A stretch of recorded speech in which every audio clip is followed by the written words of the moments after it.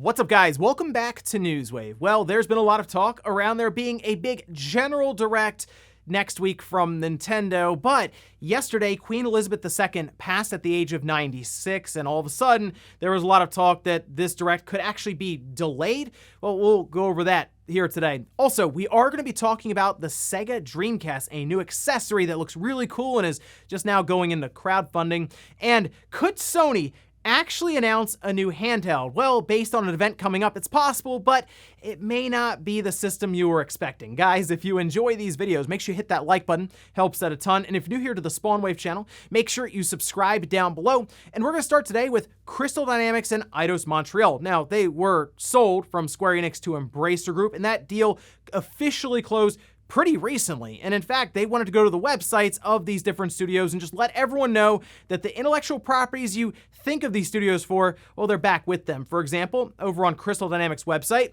they say they take control of its most beloved games, specifically pointing out Tomb Raider and Legacy of Kain. Legacy of Kain is interesting if they focus on it here. I'm expecting them to do remasters of the older ones, but if they want to try to make new games in the series, that'd be kind of cool. We already know Crystal is working on a new Tomb Raider in Unreal Engine 5, so that would be their primary focus. Over with Eidos Montreal, they specifically name Deus Ex and Thief. We know that Eidos, based on reports, has said that they would like to attempt to do what Cyberpunk couldn't, that using the Deus Ex IP. But we also know, based on reports, that they are working on a new intellectual property, so probably would be a little while on this one, but they just wanted to take to these websites and make it official, let everyone know, hey, the deal's closed and the intellectual properties are back with the studios that you would expect them to be with. Also, we recently talked about some of the gameplay that was revealed for Atomic Heart. The combat looked pretty cool. The setting, the different things they were doing in the game really gave me some BioShock vibes, but they did say 2022 still in that trailer and press release, but it was hard to believe that, considering we're getting closer to the end of the year and they haven't been set up with a firm release date. And well, we can see this posted up by Gamatsu, where they say Atomic Heart to be published by Focus Entertainment, delayed to winter. And again, this was sort of expected, not really surprising. One, everything's kind of getting delayed, but two, they were kind of shaky on giving a firm release date. This, of course, could extend into, I guess, March 2023, and I'm going to place it on the back half of the proposed window here from December to March. I'm thinking like February or March release for this one, but after I saw that footage, it's certainly on my radar now, so I'll be keeping an eye on it. Oh, and it looks like we have another showcase that's been announced, this one for next week from Xbox. We can see this posted up over on the news.xbox.com website, where they say, don't miss the Twitch Gaming ID at Xbox Fall Showcase. Now, very quickly, this is going to be a showcase that should be mostly focused, or it'll entirely, on indie games. So keep those expectations in check going into this, but they say the main showcase itself will feature updates for Metal Hellsinger, You Suck at Parking, and more. Now, they're also going to be focusing on Ghostbusters Spirits Unleashed with gameplay of that, plus a couple of other fun titles. And they specifically point out Game Pass, as you would expect, along with developer interviews. And the fun part about this with these indie games is they can just drop into Game Pass during the show. So keep that in mind. If you're a Game Pass subscriber, probably should at least check out some of the stuff happening here, if nothing else, the cliff notes as to what gets announced. But this will be taking place Wednesday, September 14th, 10 a.m. Pacific or 1 p.m. Eastern time. That over on Twitch. They'll be doing on Twitch Gaming and then also on Xbox's Twitch page. So make sure you check this out. See if anything really cool or interesting catches your eye. It'll probably be going into Game Pass pretty soon. And guys, with some of the quick news out of the way, let's get into the bigger stuff. Let's start right away with this Nintendo Direct that hasn't been announced yet, but could have already been delayed, which is weird to think about that because we don't have any kind of date for it, and it may have been delayed. Anyway, look, there is most likely going to be a Nintendo Direct next week. Remember, right, that prediction, it was a prediction, right, for the 14th. So we'll see if that holds up. But I will say there was some doubt kind of casted on next week after Queen Elizabeth II passed away yesterday at the age of 96. We can see this over on Twitter. This is from Mike Minotti. This is where I first saw it pop up, where he said, I'm terrified to say this because it sounds like something no one will believe, but sounds like the Nintendo Direct might be delayed because of the Queen. Also goes on further to say might be. And we also have Jeff Grubb, who says, according to Quarter Dan over on Twitch Giant Bomb, the Nintendo Direct has likely been delayed because of the Queen of England. I'm not joking. you can come ask us about it right now. Goes on further to say Nintendo never announced a Direct, so I get if you're mad and all this stuff. Yeah. As far as I can tell, Nintendo has not said anything to third-party partners about a delay yet, but that wouldn't get sorted until NCL wakes up on Friday, a few hours from now, so I'm going to assume plans will change. Now, I was checking around a little bit, and it was mostly no one really heard anything, and then I see Nate just on Twitter saying announcement Monday, so I still think things are on track for a Direct to happen next week, and there are a few reasons I'll say as to why I think that. One, Nintendo's kind of running out of time for some of these announcements. It'll make more sense after the Direct, but like, I'll give you an example. Metroid Prime Remaster. Probably one of the worst kept secrets currently based on everyone just talking about it and putting the info out there for Retro Studios, spending actually quite a bit of time and energy and investment in like remastering, remaking Metroid Prime. The thing I'm curious about is going to be the reception to it most likely being a full-priced game. But Metroid Prime is really, really good, so at least it's a really good game there. But it's supposed to be coming out in, we'll say, November.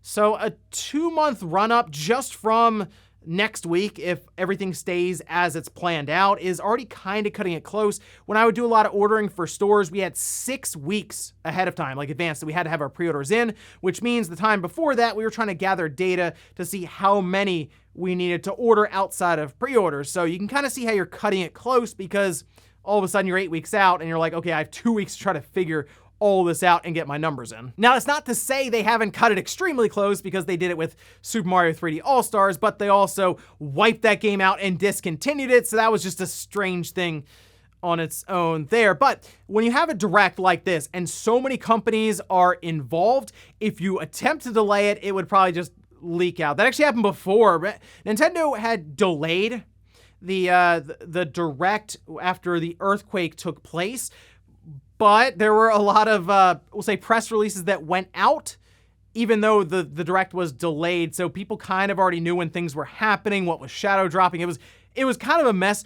behind the scenes. So right now, Nintendo is just observing the landscape currently with Queen Elizabeth II passing yesterday. That was a large world event that's taken place. And Nintendo, I'm sure they're looking from the outside and like, okay, how do we navigate this? Because we've seen them shelve different projects and move dates around before with things going on in the world. But as of now, I think I'm sticking with Nate on this one, looking for a Monday announcement for either a Tuesday or a Wednesday Direct and get things moving along for the end of this year with Nintendo going into 2023. So I guess we'll see here after the weekend what happens. Next up, let's talk about the Sega Dreamcast. And by the way, all these retro systems, whether it is the GameCube or the PlayStation 1 or the Dreamcast, getting a lot of newer technology made for it with these accessories is really cool stuff. We're even seeing some awesome modifications come out where you can use an SD card to load your games off of it on actual hardware. But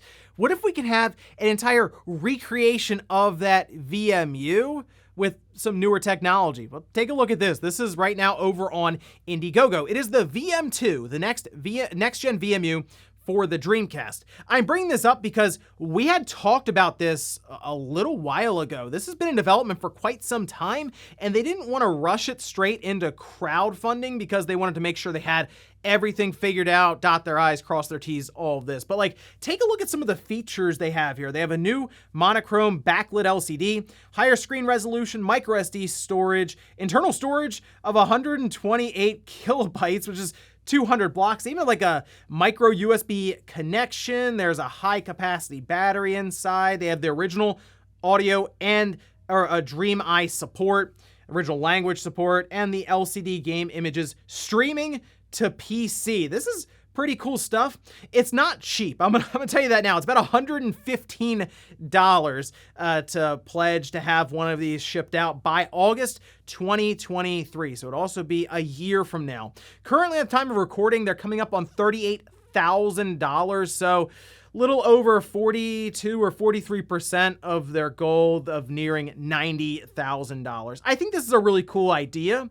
And the fact that they have been working on it for so long, and they have a lot of documentation here outlining the process, everything they're planning to do, I do have confidence in this project, but it is also something you can kind of wait to see if it's funded, and then from there, I'm sure they'll make more outside of this Indiegogo to just sell outright, but it might end up being more than $115. And that's just kind of the way it is with these retro accessories or mods or anything.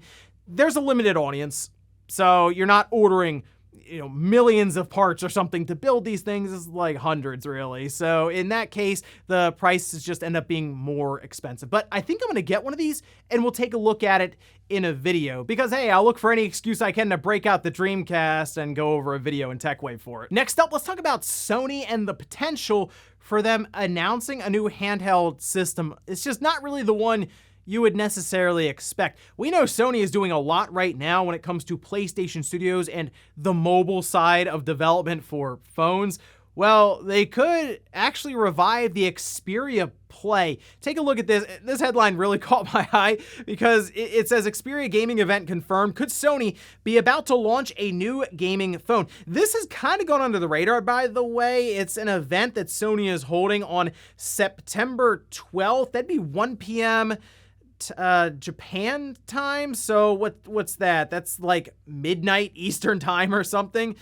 So it'd probably be overnight for me, but the fact that it is specifically being targeted towards pro gamers and streamers and it's Xperia, I can only assume that this is a new Xperia Play phone, although I guess it could be just accessories that they're going to be showing off here under the Xperia line. Again, Xperia is like their mobile line, right, of phones or these different things. So I guess it could be accessories to go along with that for people playing games on their phones, but you figured they would do something more in line with PlayStation Studios, mobile, and Xperia Play to kind of tie that entire division together into a piece of hardware. And we know that there was a point in time where they were working on a successor to the Xperia Play. Unfortunately, the Play didn't really take off, I think, as much as Sony was hoping it would, so it seems like they scrapped it. But we were to the point where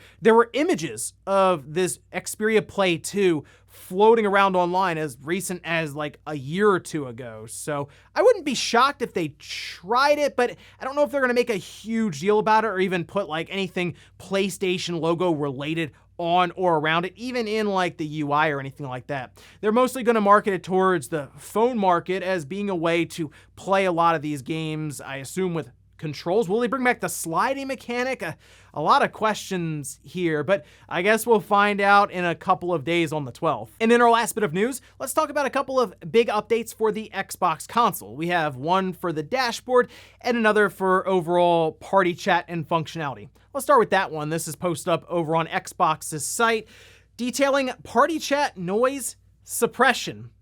They say noise suppression helps remove noises like gamepad clicks, breathing, and background noise from your parties. This is very welcome, I will say, because those are all things you hear pretty much all the time when you're playing any of your games. This is out now, by the way, so please update this.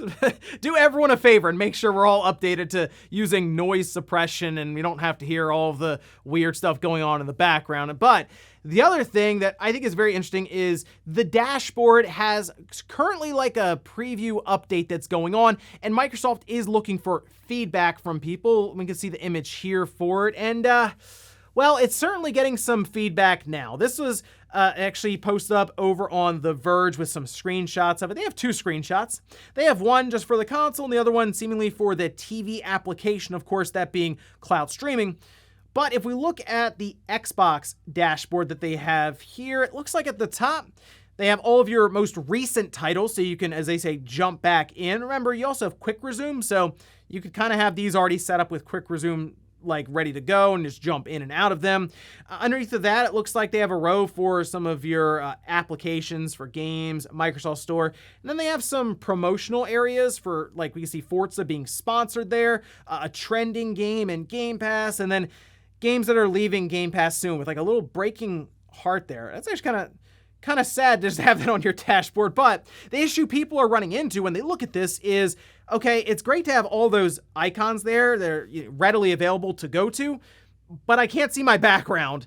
Yeah, that's because Microsoft has made a big point right now about having dynamic backgrounds, like ones that will basically have moving images and stuff going on, and it can look really cool. For example, I like the original Xbox theme that they have where it looks like the old school dashboard from the system in 2001, which is pretty fun to have that. But if it's all covered up with these icons, it kind of defeats the purpose of all that customization. Now, of course, some people will say, you're turning on to play games, but still, there is that aspect of making the system yours, and that includes the background and themes and all these different things. There were some mock-ups that people were showing off where they basically have shrunken the icons. Like, think of with the PS5. The icons are very small, and it leaves basically a lot of wide open area for other things to be there, but you can see the background part pretty well. I think that's something that would be better here for Microsoft. In their case, though, they're trying to put up as much information as possible on the screen, and that means the icons are going to be fairly large in their eyes. But feel free to leave them some feedback and let them know what you think about this dashboard that they're currently running in preview. And before we go to the comment of the day, we're taking a look at the poll that I posted up yesterday, where I asked which one happens first in September. Nintendo Direct at 54%, and then the PlayStation event at 15%. But look at this. Some say neither will happen in September at 31%. So let's say Nintendo decides, you know what, we're going to delay this Direct, or we're going to scrap it completely. What if they decide to just go all Twitter reveals? There's like, hey, we'll fire these off throughout the week, and that'll be that, and we'll see everyone in 2023 for the next big general Direct. I guess it's possible they could go that route, but I still feel like they're sticking to the plan, and next week they'll have their big general Direct. But if they don't, I guess the next thing up would be Sony. And even now, people are doubtful if that'll happen because they've been kind of quiet, other than to tell you that the price of the PS5 is going up and that they're really annoyed at Microsoft and Phil Spencer right now. So, hey, I guess in the coming weeks we'll find out. If anything, we at least have some stuff to look forward to this weekend with D23, Ubisoft, and then we'll go into Tokyo Game Show. And we'll finish up with the comment of the day, as you're seeing here.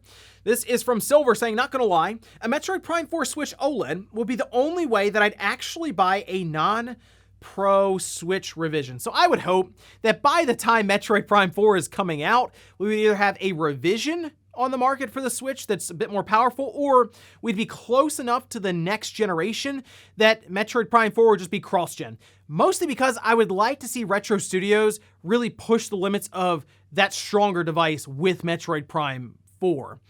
Now, if it gets to the point where we don't have either of those and they just push a special edition OLED for Metroid Prime 4, I mean, I'd still pick it up because I'm sure based on what we're seeing now for things like Splatoon and this latest Pokemon edition, that they would at least make it look good. Still, though, I would like to see what Retro can do with that stronger hardware and the base Switch kind of at the same time, because they have been known to get quite a bit out of lesser hardware. Take a look at Metroid Prime, still on the GameCube now. It looks great. So here's hoping Retro Studios can stretch their legs with some sort of revision or next-gen Switch, but also pull the Switch from 2017 up and show us what they can do. And ladies and gentlemen, that's going to do it here for Newswave. If you enjoyed this video, guys, hit that like button. If not, hit the dislike. Leave comments down below about everything we talked about here today. Where's the Nintendo Direct that hasn't been announced yet, but could already be delayed? Let me know what your best guess is here and if you think we're gonna see it next week. And then also, what about PlayStation potentially announcing a new Xperia plate? Not really the handheld we were expecting, certainly not the Vita 2. Thanks guys for watching. Have a great weekend. I'll see you back here Monday morning, 8 a.m. Eastern time for Newswave.